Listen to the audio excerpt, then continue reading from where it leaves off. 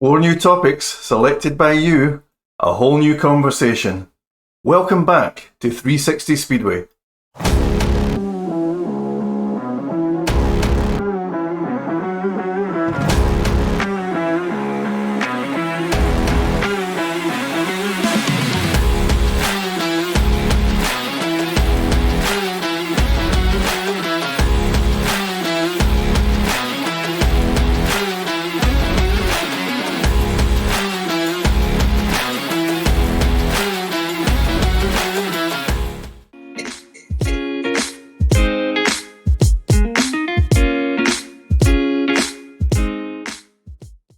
Hello, I'm Derek Smith. Welcome back to 360 Speedway HQ. Thank you once again for tuning in to support what we do.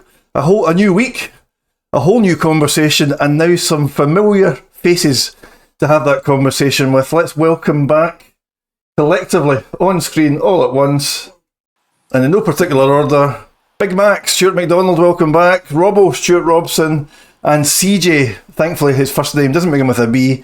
Carol Johnston, welcome back, guys.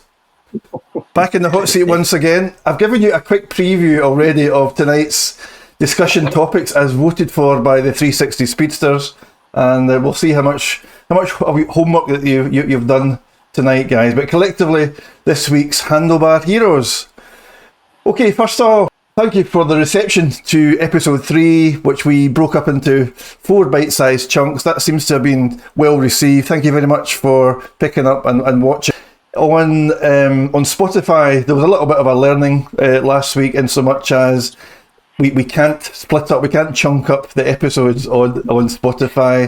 So I had to edit it all together and push it out as 1 hour long episode. So hopefully if you pick up your 360 Speedway on Spotify, you'll now have managed to do just that. Okay, once again we have put out to vote on Sunday night some discussion topics. You have voted and we have listened, and the top 4 subjects are going to be picked up in Fans Pulse laps 1 to 4. Fans Pulse, so labelled because it literally is representative of what you want us to be talking about. Once again, thank you. Please keep across our social media output. Please pick up the episodes in our YouTube channel. And as I plead for on a weekly basis, please do get a little bit more confident about sending us your comments, your views on just about anything. Riders, teams, results, tracks, incidents, Grand Prix, whatever it might be. Feel free to drop us a line. And for your convenience, of course, a reminder, I won't be the first time that I mention it or the last time, we have a dedicated 360 Speedway WhatsApp number, 0333 772 4046. But you can send your message in text form or voice note form. And we're still waiting on our debut voice note. Another week, who is going to be first? I know someone out there for that, hopefully next week. All right, guys, let's go on with the chat tonight. So, introducing Fans Pulse Lap 1. The question that we posed that the 360 Speedsters were quite keen for us to pick over is team riding in Speedway a lost art? We're all familiar with team riding can be a beautiful thing to watch, an exciting thing to watch. I dare say it might be a tricky thing to achieve when you're out on track and trying to keep the opposition at bay and protect your teammate at the same time. You guys will have some insight into that. But first up, who wants to pick off that question? Is team riding in Speedway a bit of a dying art or a lost art in modern day?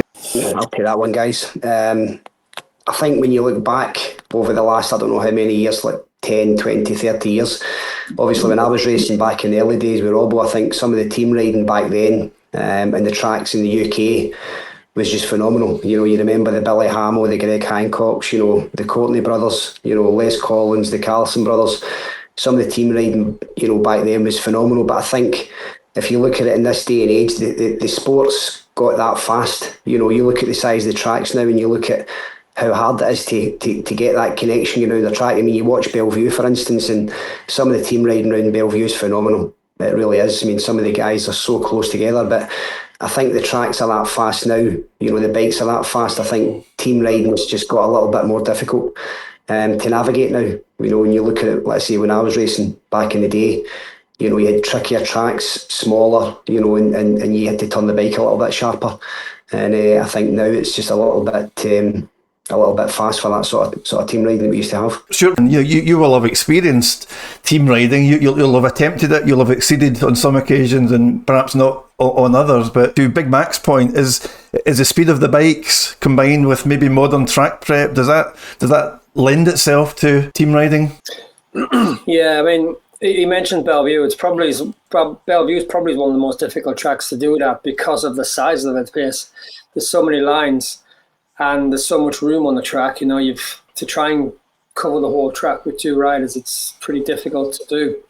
And like he says, the smaller tracks of the days gone by, like Powder Hall, Brough Park, they were a lot easier to sort of do it on. There wasn't a lot of room on them tracks. You could steer side by side, and you didn't need to go fast because there was so little room on them. It was extremely difficult to pass. So yeah, the bigger tracks do make it more difficult to do, but it is great to watch when it's happening. Especially if the guy in third place is climbing all over the two guys in front. Do you have any personal recollections, Stuart? Not recommendations. Any personal recollections of a successful team riding, and can you remember who your teammate was and what the occasion was? No particular one, but there's lots. I was lucky enough in my Coventry days to be partnered with Greg Hancock. Right? He was at 1, I was at 2, and it was when the number 2 used to go off gate 4 in Heat 1, and Greg was a good gaiter, as we all know, and he could get off the start and clamp the guy in off gate 1 down if I was off 4, and left a lot of room for me, providing I got over the opposite number 2, and he would just let me go, and I would ride the outside line. It was my preferred line for me anyway, and he would cover the inside, and that was always great to do. In other days later days in my career, when I've been the number 1 or whatever, and I've had people around Newcastle, team riders around Newcastle. I remember one particular race with I forgot his name now. Christ, I forgot his name now. We were going around Newcastle, and held off Robert Lambert as an opposition rider at the time. I can't remember if it was before he was a Newcastle rider or after. Yeah. And that was difficult to do, but because obviously he was even back then he was such a quick rider. But keeping Rob Lambert behind you, even back then, like I say, it was a good task, good thing to compete to do. Absolutely, I would imagine that must be extra exhilarating when you're under pressure and you and your teammate have combined by intention to hold back the opposition and secure a result. Carol, you from a team manager perspective, Carol, is team riding, does that feature in regular conversation with riders? Is it something you might ask them or encourage them to do? Certainly not in the last, I would say probably 10 years. I think riders have become a lot more individual. And it was almost what happened was we obviously used to get the bonus point paid, and then they took the bonus point paid away, so that encouraged riders to be greedy, and then they brought it back in to try and encourage a bit more team riding, which was good. I think we was always quite lucky at Peterborough, even though it was a big fast track, when it was grippy.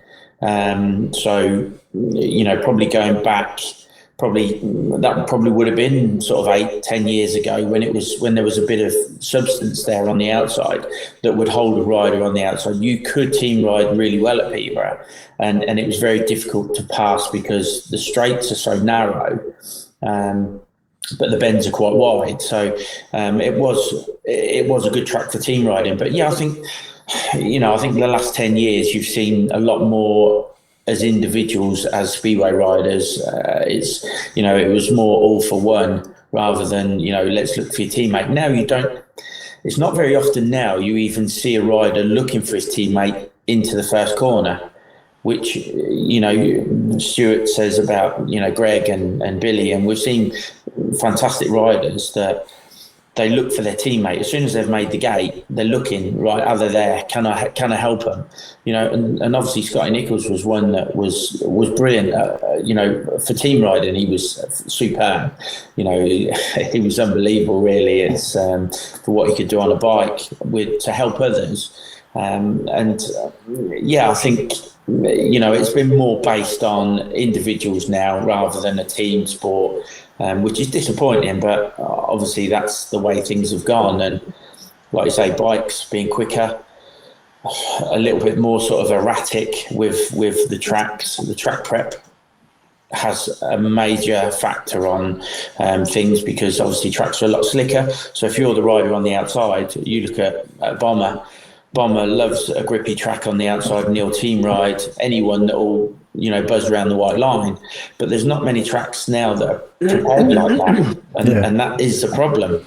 Yeah, I was going to say, you're right. I think you've picked up on this, the kind of the trends, all three of you. You know, it's maybe team riding is less of an art these days, and a less regular occurrence. When you see it, though, I mean, it's still an amazing thing to behold. Thinking back to yesteryear a little bit, you know, there were some riders who just would never team ride or didn't think about team riding, and there were some riders who seemed to do it much more often. And it was a standout feature of the races. So Shane Parker, you know, Shane had 6 or 7 seasons at Glasgow, and you know, quite often Shane would team ride a much more inexperienced rider around Ashfield as it was then, and to some great success. Stuart McDonald, I've got some vague recollection of maybe seeing David Walsh taking you under his wing around Sheffield a couple of times and kind of nurturing you around. I don't know if you get any particular recollections of that. No, I do. I remember it very well.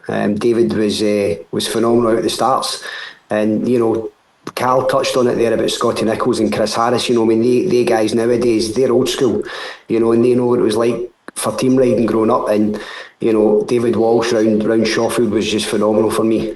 He brought me on a lot. It made you faster as well when you've got somebody of that calibre racing alongside you. But one guy for me that you'll remember as well was one of probably the best team rider I've ever raced with was Sean Courtney. He was just phenomenal at it. You know, his brother Mark as well, but Mark was obviously on another level. And Sean was just, his team riding was phenomenal. It really was. And round Sheffield as well, he would always look for you. He'd have the big leg out so you couldn't get by him. And he was great to race with. He wasn't, what a character. Yeah. But no, definitely the Sheffield team riding boys were just, I mean, 93, 94, you couldn't fault them. Every one of them, you know, you could go from 1 to 7 really, Derek, and they all did their bit. Robbo, is it fair to suggest that the riders who were maybe the better proponents, if that's the right word, of team riding, the riders who did that a bit more, and it was much more part of their riding style or their makeup, are maybe the riders who were more naturally gifted as riders? So I'm thinking, you know, Shane Parker, Chris Harris we've touched on already, David Walsh. There's some riders who are maybe Mark Courtney, who are maybe a bit more naturally comfortable on a bike and therefore have a bit more on-track awareness to do that sort of thing. Yeah, I would say so. I'd agree with that. It's the guys. It's sort of effortless to them to do. You know, they don't have to think about what they're doing on the bike. They just do it naturally, like you say, and they can put the bike where they want. They can do what they want on the bike, and yeah, that's definitely a big part of it. You know, not having to work so hard on the bike, just to be naturally quick. Absolutely. Well, listen, hopefully 360 Speedsters, that Fan Pulse Lap 1, hopefully we've covered some decent ground. We've done a bit of team riding together to cover off that topic. But as ever, if there's any riders of yesteryear or of the modern era who you believe are strong in the art of team riding, or you enjoy or remember enjoying doing exactly that, please drop us a comment and share those memories.